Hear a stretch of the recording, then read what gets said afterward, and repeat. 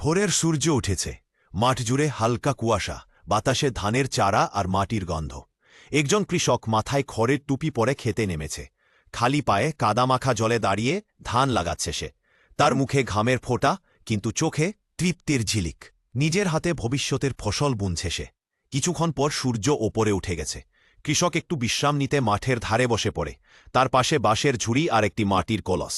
সে ঘামের ফোঁটা মুছে কলস থেকে পানি খায়। চারদিকে পাখির ডাক, বাতাসে ধানের পাতার মৃদু শব্দ, ক্লান্তি থাকলেও মুখে প্রশান্তির হাসি। হঠাৎ আকাশে ঘন কালো মেঘ জমে।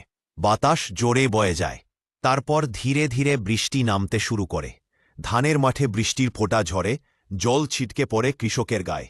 সে আকাশের দিকে তাকিয়ে হেসে ওঠে। এই বৃষ্টি তার ধানের প্রাণ, তার আশার সেচ।